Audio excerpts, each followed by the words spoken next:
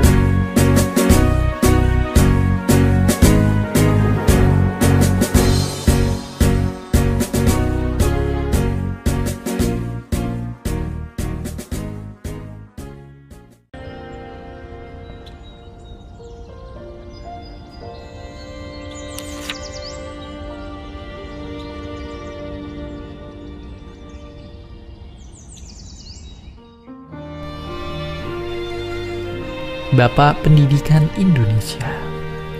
Sebutan yang akan terus dilekatkan kepada seorang pendidik bersahaja yang rela melepas jubah kebangsawanannya agar bisa berbaur dan merakyat. Tapi jarang kita tahu, sebelum menggagas filosofi pendidikan kita, beliau memulai langkahnya sebagai seorang aktivis, pejuang, dan wartawan cerdas dan tajam dalam mengkritik penjajahan. Dialah Ki Hajar Dewantara. Terakhir di keluarga bangsawan dengan nama Raden Mas Suwardi Suryaningrat, ia lahir dengan tubuh yang sedikit berbeda. Sampai-sampai sang ayah memberikan nama pena yang lucu buatnya. Namun menurut sahabat sang ayah, bentuk fisik inilah yang menandakan sang bayi yang akan berpengaruh besar nantinya. Sebagai seorang bangsawan muda, Suwardi kecil memiliki hak istimewa yang tidak dimiliki anak lainnya. Lalu di masa remaja, beliau pun mendapatkan kesempatan untuk bersekolah dokter di Batavia secara cuma-cuma. Namun dikarenakan tubuh yang sakit-sakitan, beliau harus tidak naik kelas dan dicabut beasiswanya. Walaupun pencabutan ini juga dicurigai karena ada motif politis di baliknya. Tapi gagal menjadi dokter tidak lantas membuatnya hilang arah. Malah ia menemukan kekuatan baru dengan bersenjata, kertas, dan pena. Tulisan-tulisan Suwardi menarik perhatian dua pemuda lainnya yang juga tengah membangun pergerakan, Dr. Cipto dan Douwe Dekker. Ketiga orang inilah yang kemudian bahu-membahu menyebarkan ide Indonesia Merdeka lewat partai politik pertama di Nusantara.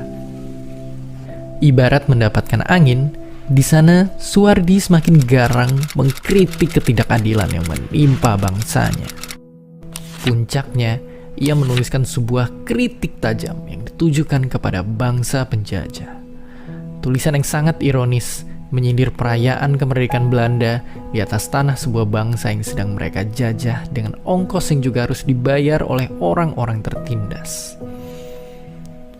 Merahlah wajah dan telinga Belanda. Suara lantang Suwardi dianggap sudah keterlaluan. Bersama rekan seperjuangan, 3 serangga itu pun dibuang ke negeri Belanda.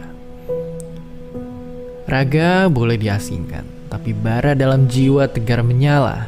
Di tengah pengasingan, Suwardi justru tercerahkan. Ia mengenal gagasan pendidikan dari tokoh-tokoh besar yang ide-idenya kelak membawanya ke arena juang yang sama. Kembali ke tanah air, jalan terjal masih dihadapinya. Suwardi lagi-lagi harus berhadapan dengan pihak pemerintah kolonial. Celakanya, kali ini ia harus sampai mendekam di penjara. Tapi dari balik jeruji, hatinya gelisah mendengar kabar sang istri yang mengalami pendarahan parah sehabis melahirkan anak ketiga. Lalu, disinilah titik balik itu. Pada satu kesempatan, sang istri mengingatkan Suwardi tentang janjinya kepada sang guru agar mau mendidik kaumnya yang masih tertindas. Bagai mendapat ilham, Suwardi pun segera bersiap lahir menjadi sosok yang baru. Ya, ketika bebas, ia lekas mendirikan sebuah sekolah. Taman Siswa namanya. Sebuah cara perjuangan yang ia pilih untuk memperkuat rakyat dengan senjata terhebat, pendidikan.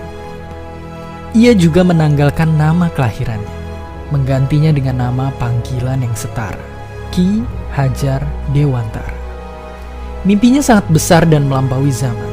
Cita-cita untuk meraih kemerdekaan bukan hanya merdeka dari penjajahan bangsa-bangsa, tapi juga kebodohan yang memenjara.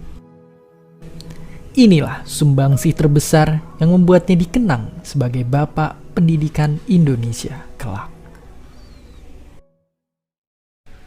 Perjuangan melawan penjajah tidak melulu dengan senjata.